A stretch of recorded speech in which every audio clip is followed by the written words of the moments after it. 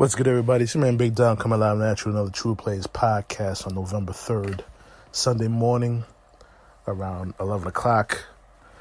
I haven't spoken to you guys in a minute, so I want to hit you guys with a few things today. Want to congratulate the Washington Nationals of winning the World Series in 7 games against the Houston Astros. As a Met fan, this burns to my core. I never want to see the Nationals win, and they've done it. They won the World Series. They won the World Series by being the first team in all sports history, whether it's been Major League Baseball, NBA, NHL, to win all four of the games on the road to win the championship. Not just to win the championship, but just to win any playoff series. They have done that, and they did it because they consistently came from behind. Put the pressure on the teams on the bullpen. They had a never say die attitude. This team started the season at 19-31. Their manager was about to be fired, and for them to turn it around and to go to the World Series, they beat the Dodgers. Then they beat the Cardinals to win both of those series to get to the World Series. I thought Houston was going to win in 7 because I thought they were evenly matched because they're both starting pitching staffs. They got 2 big horses. In Houston, they had Verlander and Cole, and they had Scherzer and I'm just losing my train of thought here, guys, and Schwartzberg. So they had 2 Strasburg, yes. They had their two big pitchers, and they got it done. They got it done because Anthony Rendon had some big hits. Howie Kendrick had some big hits in that series. Trey Turner, despite that stupid call in Game 6, had a big series. And the thing is that, truth be told, A.J. Hinch cost the Astros the World Series. And I'm going to tell you why. Zach Greinke in Game 7 pitched 6 in the 3rd innings, gave up 2 runs. They should have went to Garrett Cole after Zach Greinke to keep the lead in check, keep the ball game tight as they go into the relievers. And I think he blew the series on that. What's the purpose of having Garrett Cole fresh? I won't say he was fresh, but ready to go in the bullpen if you're not going to use him. What you were waiting for, extra innings? Dodge gets the win in 9 innings. So, that's a cost him. Max Scherzer, he was pitched 5 innings, but he was dancing out of trouble every inning. Every inning he was trying to get out of trouble. He had 2 men on base, 1 man on base.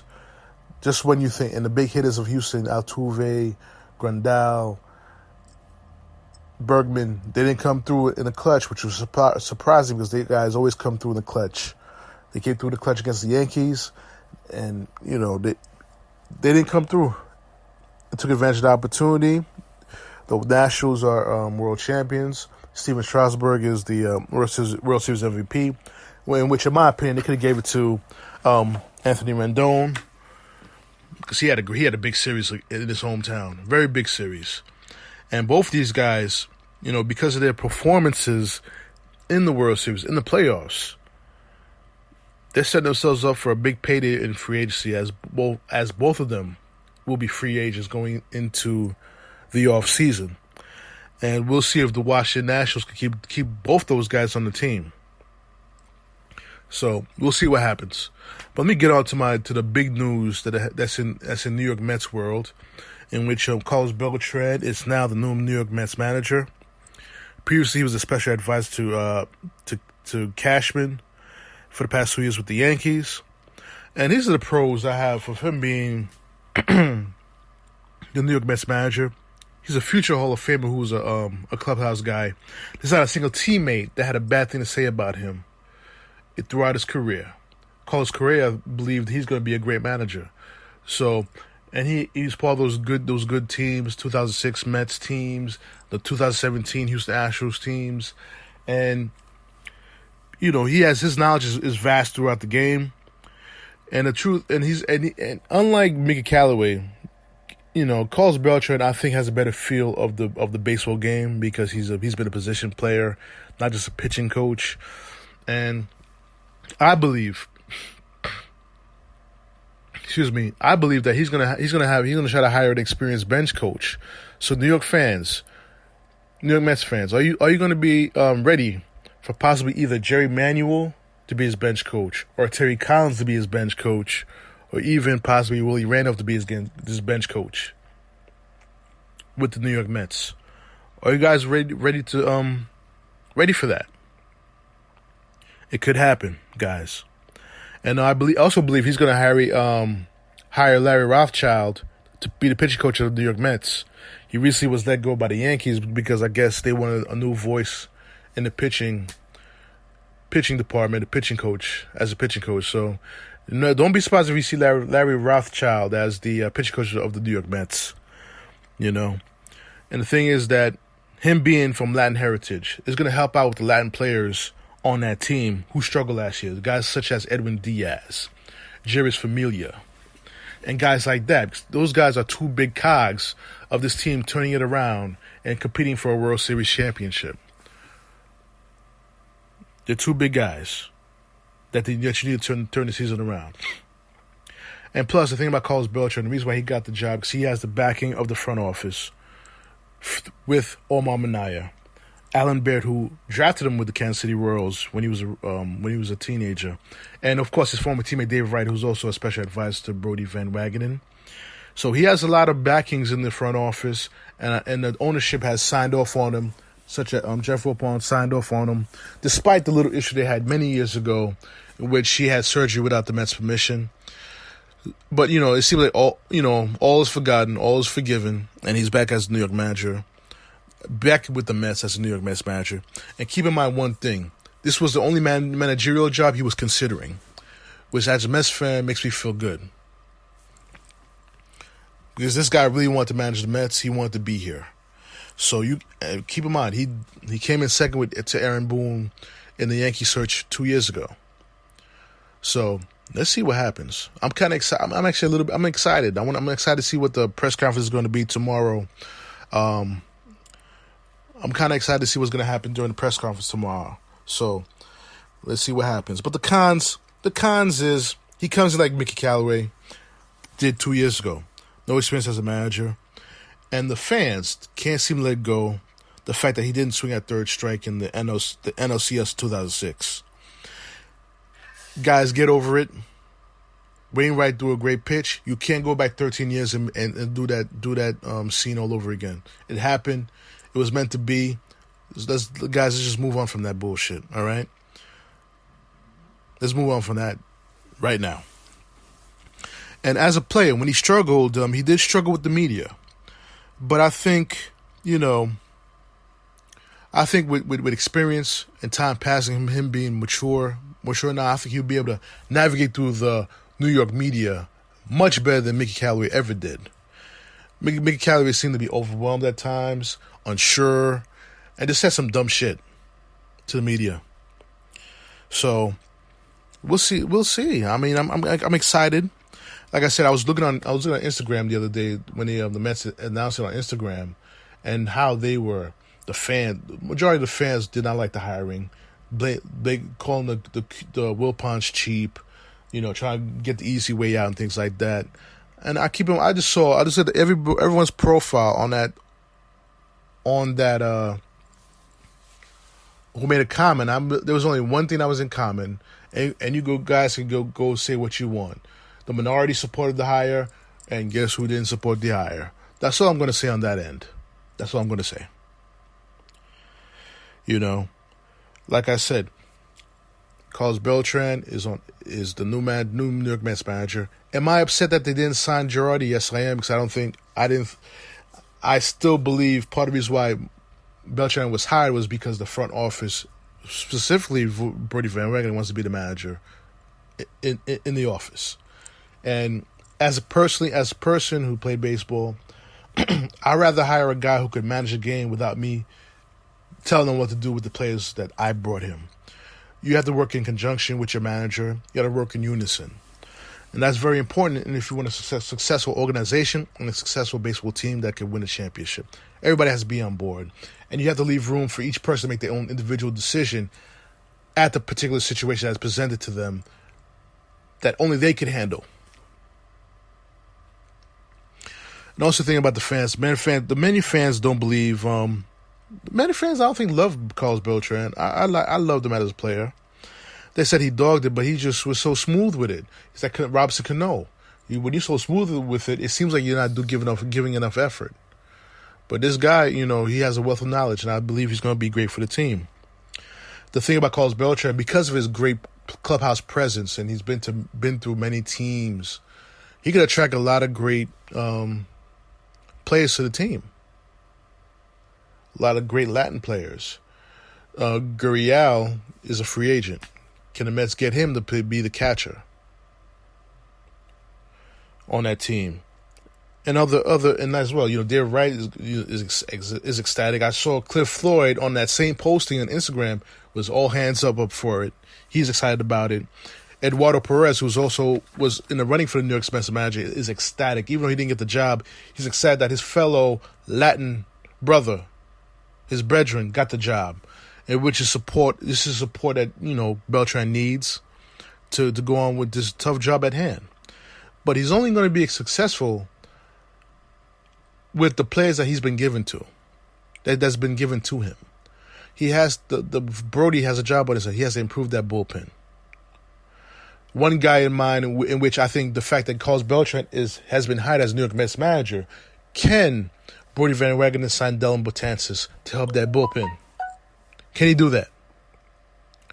That would be good. That would go a long way and start to fortify the bullpen at least one step. Think about it. If you have Dylan Betances in the bullpen and you got Jeurys Familia back to form and you got Edwin Diaz back to form, that's a formidable 7, 8, 9 bullpen to throw at on a daily basis. And all three can close. Let's not forget about that. All three can close. So, like I said, Brody has to do his job as general manager to bring the players to Beltran to achieve. But the pressure's on Beltran because keep in mind one thing. He took over a team that won 86 games. His job is to improve on that and get them into the playoffs. And I want to see how he handles Yoenis Cespedes. Will his Latin heritage encourage Yoenis to play harder, to play through playing? Will that be a help to them to get Cespedes on the right track? Because he's been ever since he signed that big contract, he hasn't been focused on winning, on playing for the Mets. He's been focused on his ranch, driving nice cars, riding horses, and stuff like that. Let's see if that could be a big influence to the Carlos Beltran hiring, influence to Cespedes. And that's all I'm going to say about this right now. I'm gonna try to get you guys another podcast after the press conference tomorrow to add more to this episode that I'm having here. But I want to move on to the one last thing because I want to preview Week 9 for the Jets and Giants briefly, and the New York Giants just made a trade. They traded Leonard Williams to the Giants for a 3rd and 5th round pick in next year's draft. The 5th rounder could be a 4th round if the Giants re-sign Leonard Williams at the end of the season. Truth be told, the Giants are definitely looking to re-signing Leonard Williams in the offseason. So I guarantee you it will be a 4th round pick. It'll be a 3rd rounder and a 4th rounder for Leonard Williams. Hopefully he'll get his get back to what he was when he first came into the league. But keep in mind one thing though, a lot of people shit on him. Guys on talk shows shit on him, believing that he didn't play he didn't play as well as his draft pick was. But keep in mind one thing: when he first came into the league, when he became a Pro Bowler in the first 2 years, he had Sheldon and Mo Wilkerson on that line also, who was able to take up double teams and free him up to get 7 sacks in the second season. And that's something that you guys got to take to account. That the Jets did not help him out either. In order for you to be a great player, you need someone on the other side that could be just as great as you are to take the pressure off of you. So we'll see what happens with that. Joe Douglas made this trade with the Giants. The Giants were looking for some line help to help that 3-4 defense. Did Leonard Williams not fit the scheme of Greg Williams? Maybe. That's probably why he got traded, and the fact that the Jets were not going to re-sign him. So now, the Jets. I'm going to talk about the Jets here with back-to-back horrible losses to the Jaguars and the Patriots. The offensive line is trash. The head coach is trash and is ruining the team. He's creating division within the team, creating an uproar against his star players. As you guys know, this past week, the Jets, they wouldn't say it, but Le'Veon Bell and Jamal Adams were on the block. Jamal Adams was almost traded to the Dallas Cowboys. They were fielding offers to trade these guys. Why? Because Adam Gase does not like star players. Does not like players who speak their mind. It's a problem for him. And truth be told, like I said, he needs to go. He should have went. That game against the Patriots was horrible. How the hell you allow your quarterback to say, "I see ghosts in the game"? Yeah, I understand he was mic'd, but the reason why he saw ghosts in the game because you didn't prepare the team properly to play the game. That's the reason why he saw ghosts. You have never once adjusted to the fact that you got a shitty-ass offensive line.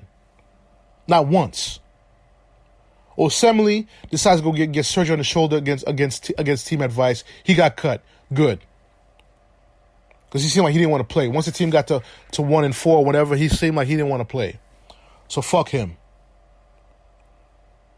Waste of a draft pick they gave up for him. But my thing is that I'd have no problem with Joe Douglas fielding offers for Le'Veon Bell and Jamal Adams, but you should at least have a conversation with the players before it hits the media. That's a problem with both sides. Jamal Adams and Joe Douglas, they allow shit to go through Twitter and allow the shit to go to the media before they speak with each other before it went down. That's the fucking problem. And both Adam Gase, Joe Douglas, and Jamal Adams are all wrong on this process. Jamal Adams is feeling hurt because he wants to stay. I understand. Listen, I love Jamal Adams as a player. I love him. He wants to stay with the Jets. I want him to stay with the Jets myself. But he has to keep in mind one thing. The NFL is a business. It's not family. It's a business. If another team wants you, that's because you're a great player. But that doesn't mean that after the trade does not happen, you go back and you go in the media and call Joe Douglas a liar. You handle that behind closed doors. Handle that shit like a man. Go talk behind closed doors. Don't blow them off. I mean, you can blow off Adam Gase because he's shitty. He's garbage anyway. But go speak to Joe Douglas, the GM, and hash things out. Because I want you on this team, my brother. Jamal Adams, I want you on the New York Jets team for the entire career. That's me. I'm speaking for a lot of New York Jets fans. We are tired of seeing our great first-round picks going to another team and flourishing.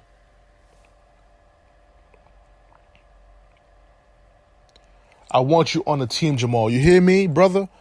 I want you on the team. And Le'Veon Bell handled it so perfectly. And I've been wrong about Le'Veon Bell.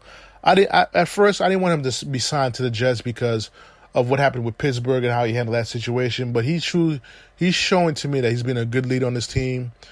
He gave truths. He gave facts. He said that, if I was Jamal Adams at 24 years old and I was being shopped or taken office, that he would be upset as well. But by the same token, the trade didn't happen. Squash it, throw it away, and start building for next year. Build a conglomerate with the front office so you can have a great team next year. Hopefully without Adam Gase as coach. But this is the problem. how the New York Jets front office, how they handle things right now with this guy as head coach. And it's now rubbing off on Joe Douglas now. How you handling your star players? Adam Gase has a history of not treating the star players properly. He traded Jay Ajayi. He traded away Landry when he was in Miami. The reason why the Miami's trying to tank this year is because they're trying to clean up his fucking mess that he created in Miami. The thing is that perception is a motherfucker. If the players, if you're trying to sign free agents to help your team win, your team got a lot of holes. Trying to help your team win.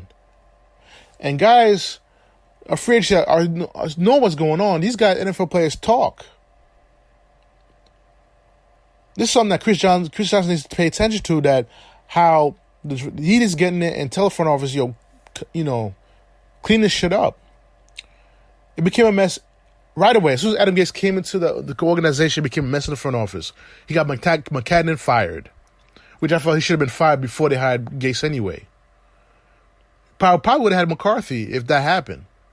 Said this Adam Gase bum. The Jets need to clean that mess up. And Joe Douglas said one wrong thing about in the papers. Said, we'll get free agents. We have the money to get free agents. Certain free agents, not about a lot of free agents. If you're smart, you want to be happy and competing for an opportunity to be in the playoffs and win a championship, and be with an organization that you can trust. Integrity and credibility is key in anything you do in life.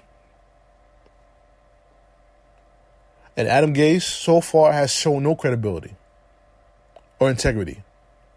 So first things first, if Joe Douglas wanted to create that integrity with future free agents, he needs to fire Adam Gase. Christopher Johnson needs to fire Adam Gase. This guy is garbage. Someone needs to go rent a freaking helicopter and fly over Florham Park, just like they did with Idzik, and say, fire Gase. As much I don't want the Jets to lose to Miami, I'm praying that they lose to Miami so he can still get the ball rolling to get this fucking animal out of here. Let him go. Fire his fucking ass. Let him go snort coke in the office. Snort coke as being the offense coordinator for someone else. He does not belong in the Jets head coach office. Does not deserve to be a Jet head coach. You got people saying that he got people saying Richie Kotite was Bill Parcells right now. He's destroying Sam Darnold. Sam Darnold has regressed under his tutelage.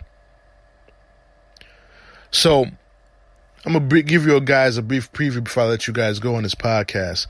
Previewing the Jets and Giants. The Giants just got to play better. They got Leonard Williams. Let's see how the defense plays with Leonard Williams on that team. Don't turn the ball over, Daniel. And give Saquon the ball, Shermer. Saquon needs to have like 40 touches in this game. And same goes for the Jets. Le'Veon Bell, I understand you got a crappy offensive line. Khalil is not playing. Assembly is cut. So, just Joe Douglas fuck up right there. If you're going to sign anybody out of retirement, might as well just sign Nick Mangold out of retirement. Because this Khalil guy is not impressive. Anyway, I digress. So, like I said, with Sam Darnold, keeps the Jets to winning. Get your offensive line in check. Make the correct line calls on the offensive line. Give Le'Veon Bell the ball 40 times in this game. Get Richie Anderson the ball. And Chris Herndon should be coming back, so that should help the offense much more. Get Herndon the ball. Get Richie Anderson the ball. Get Le'Veon Bell the ball. And get Bilal Powell and Ty Montgomery the ball also. And his offense will be able to beat the Dolphins as you head into the Giants game in Week 10. All right? So, guys, I'm going to sign off on this podcast. I want to thank you guys for listening to the podcast. You can listen to this podcast on Spotify, iHeartRadio, Anchor Podcast, Speaker Podcast, TuneIn Radio. I'm official on TuneIn Radio, so if you guys listen to TuneIn Radio, look up True Players Podcast. I'm on that also. Apple Podcasts and Google Podcast. Any feedbacks, comments, Just hit me up on my email, trueplayerspodcast@gmail.com, which is TRUPLAYAZ podcast@gmail.com. Once again, guys, I'm going to sign off on this podcast.